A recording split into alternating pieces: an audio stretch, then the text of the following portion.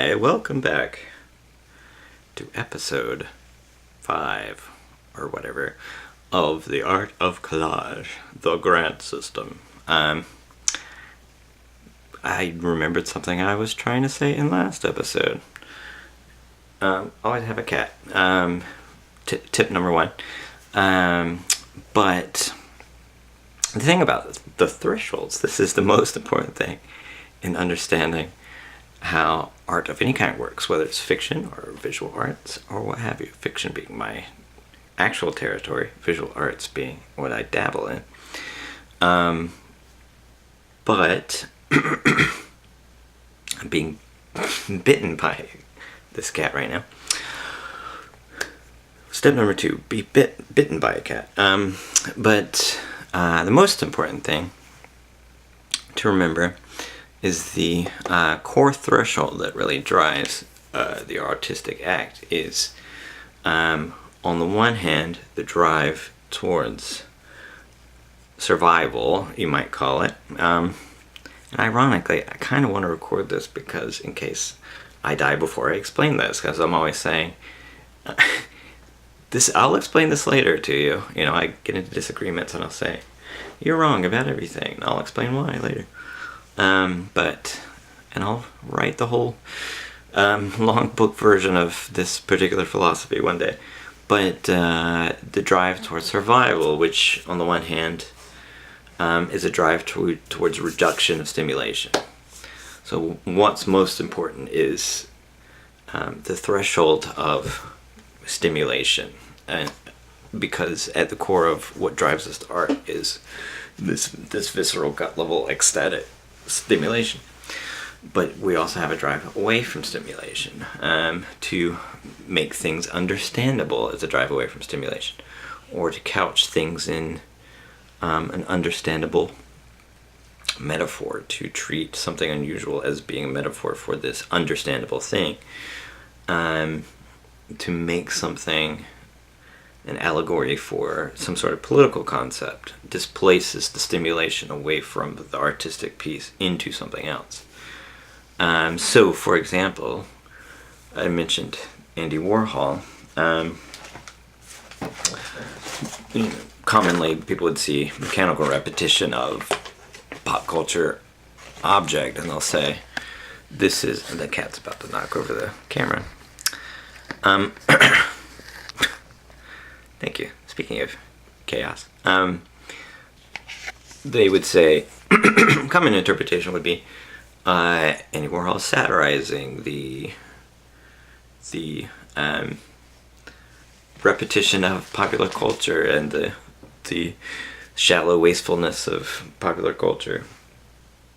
I'm a big fan of popular culture, so I would never do something like this to make fun of Superman. I love Superman, big fan. And I just, from what little I know of Andy Warhol, that's not really what he was intending. Warhol, that's not really what he was intending. Although the cat's going to eat my collages. Just, not being a history of art scholar or anything like that, but what I've read of Andy Warhol, he would just say, just interested, I just think it's kind of cool to paint Campbell's soup cans.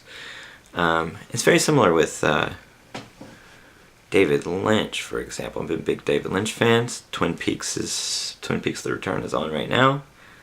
This is August 3rd, 2017.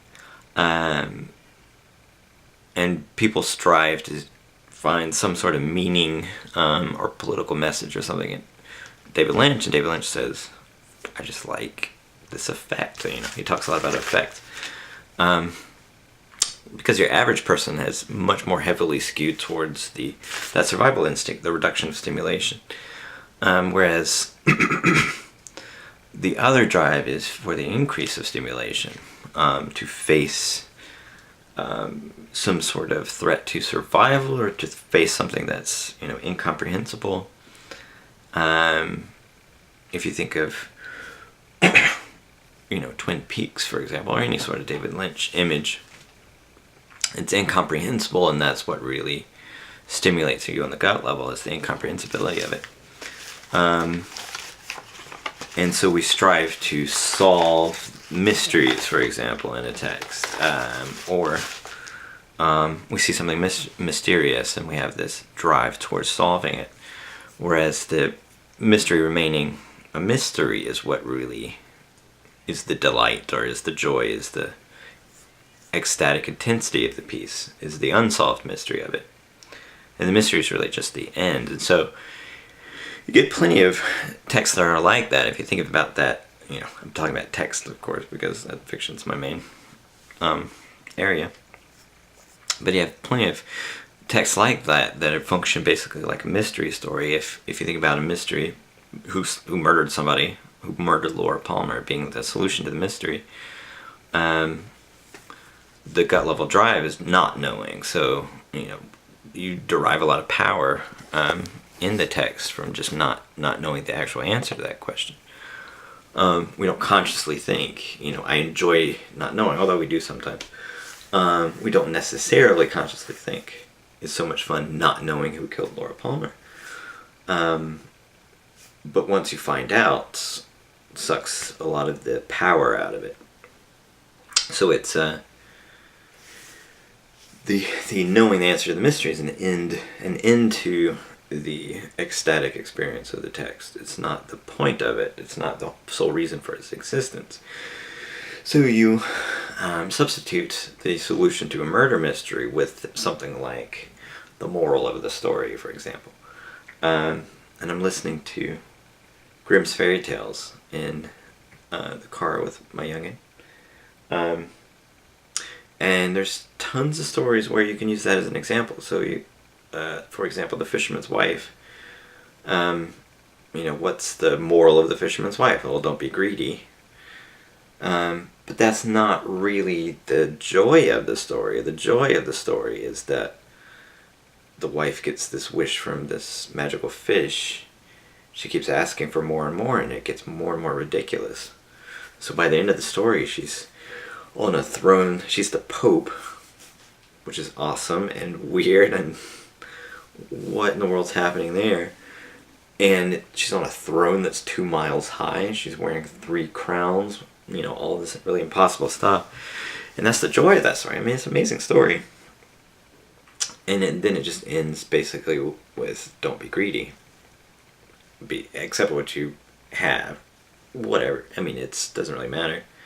But it closes the story out. So by getting to the moment of the moral, the ecstasy of the story just shuts down at that moment.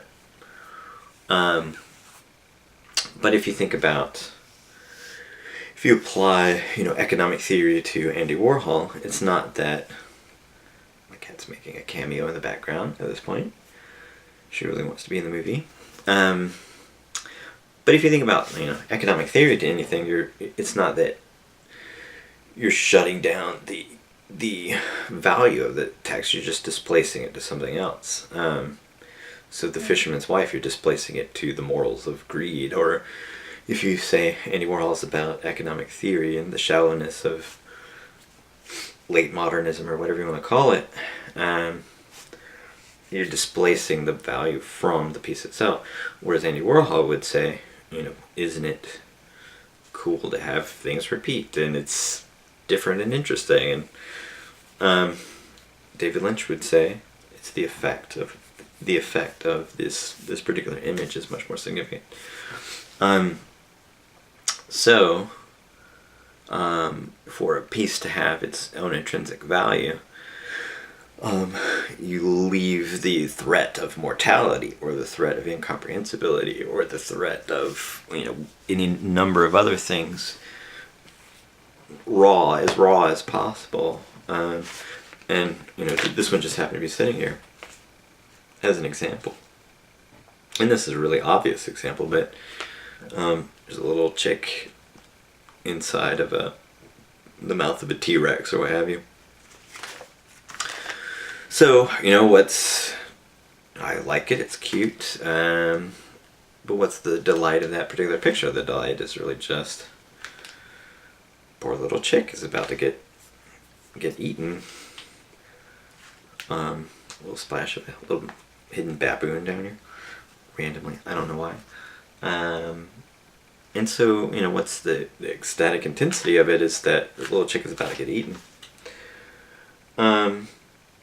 So I wouldn't say the moral of the story is don't crawl in a T-Rex's mouth or something like that. That would ruin it. So it's not really of interest. Well, to me at least, it's not really of interest what the moral is. And I have the series. This is a series I'm going to work on next, and I'll probably, since the Superman one was really quick, I might do a couple of these and look at the process of that. Get some material to cut down. But I have this little picture that I keep tearing off. Oh, there you go. That's my friend Burnett Father in brightness. I have this series where I keep tearing him off. And one of the reasons I like him is because the original picture, he seemed kind of worn out. He has this big muscular arm over here, but he seems kind of worn out and weary and all that sort of stuff. And it just, the bird just happened to be was cutting up. It's like a catalog for SCAD, actually, that my wife happened to get, and I just cut it up into pieces. And I think this is from a play they were doing or something. But this guy was holding this baby, and I happened to cut out this bird head, and it happened to, just land in the right spot. But I like the intensity of it, and he already seemed kind of worn out and weary. So I thought I can, put bird head on one collage and tear him off and put him on another, and he'll get more and more, like doing this. He'll get more and more worn with each collage.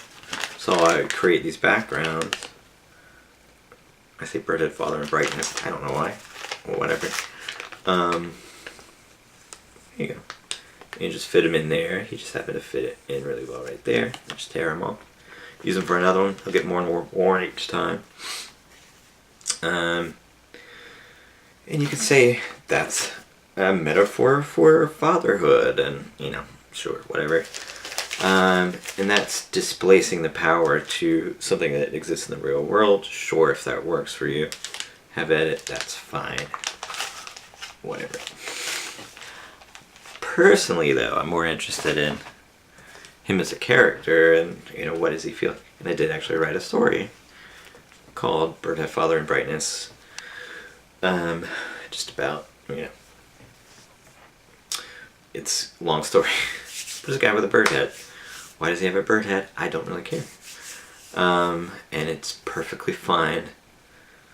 If nothing else, I can validate the value of the answer. I don't know. I just liked it, and that's okay with me. There is nothing wrong with that answer. If David Lynch can give that answer constantly, anybody can give that answer. It is a perfectly fine answer. But basically what that means, it's not devaluing the text. It's basically what it means is, or the picture or whatever.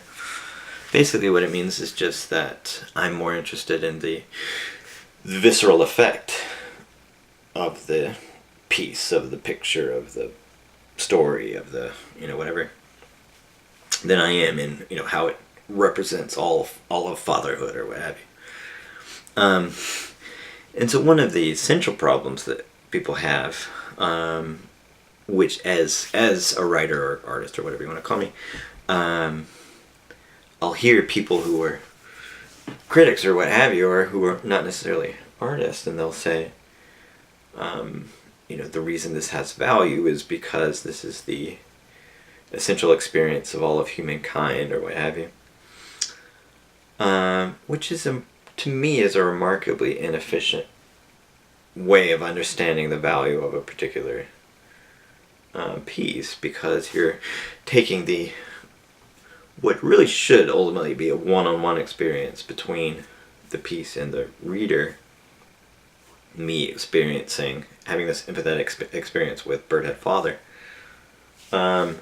you're filtering it through all of humanity. The reason Burnett Father gives me this visceral response is because the entirety of humanity, in the history of humanity, and transitioning from Burnett Father through all of the entirety of humanity into me, which is incredibly inefficient. And so one of the texts that I would say is of great value to that is Personism, a Manifesto by Frank O'Hara, where he essentially equates poetry to this one-on-one communication, which I would call more valuable than filtering your artistic expression through the entirety of humanity. It's incredibly inefficient. Whereas if you consider it just a one-on-one energy exchange, and that's another thing you trace back to Black Mountain. Charles Olson talked about energy exchange from the poet to the reader. So that one-on-one experience, that's all you really need to aim for. So judging from your own subjectivity, what really gives you a gut instinct? Ideally, that will give the reader or viewer the same sort of gut instinct. If it doesn't, who cares? That's one of the problems. I can go off on a rant on the problems with workshops, but that's one of the basic problems with workshops is it's built on the premise that one particular person not having the same gut instinct as another random person actually means something. It doesn't really mean anything. If you don't like a picture, so what? You're a different person. That's why you don't like the picture. I see, something like this. It's kind of random and splotchy and weird and kind of creepy. Maybe you don't like that. I like it. I don't really care, honestly. I would love it if you liked it. This one's kind of creepy. This is a brand new one. I've been working on it for a while, but I just finished it. It's creepy. It's weird. It's, you might look at this and say, why didn't you just do a normal bird? And I'll get that in workshops sometimes, like, why don't you just do a normal story? Because I don't want to, that's why. Anyway, that could go off into a whole other rant. Maybe I'll, for a different project, maybe I'll just rant about the inefficiencies of all the false concepts of the workshop system, but that's a rant for another day. Let's end on something positive for today. I'll think of something positive to end on. Anyway, here's it. Ongoing projects. This is, if you want to look at just the basic technique, I'll grab random things, something like this. This is an ongoing project.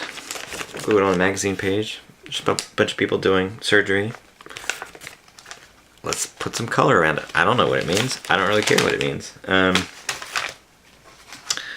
But I'll just keep gluing stuff on until it really makes a lot of sense to me, or gives me a lot of visceral effect. But this, this is another project. It's just ongoing. Just taking a magazine and gluing scraps onto it until I come up with something. And so, you have stuff like this where, I like the look of it. There's this kid kind of hidden in here. It's kind of creepy. Gives me, an unsettled feeling of doom for this poor kid. I don't even know who he is or what he's doing, but it makes me feel like something bad's going to happen. But just, a lot of mess. It's not, I have no idea what's going to happen with any of these. Or if they'll, they might just never happen. Then there's this, I like the color. I don't know that that's finished, but I don't know why. And that's totally valid, to just not know why something's not finished. But I feel like it needs just something more. It beats me. This one's kind of just a mess. I might just give up on that one. This is one of my favorites from this one. What is that tower? What is this weird tower that this girl is kind of casually looking at? I have no idea. It's just a creepy tower. It gives you that unsettling feeling, and the feeling is really all that I really care about in that particular piece. And there's Patrick Swayze. Patrick Swayze is always positive. But I saw this picture and it looked like his arm was extra long, but that's really Jennifer Grey's arm. But I said, that's kind of creepy. And these kind of a ghostly sort of image. Because why not? Patrick Swayze's awesome. But, if somebody said, only reason you do a picture of Patrick Swayze is because you're satirizing the shallowness of pop culture. I would say no. Just Patrick Swayze is awesome. Have you seen Roadhouse? Have you seen Point Break? Movies that I love unironically. But anyway, that's enough ranting for today. Good night. Good night. Good night.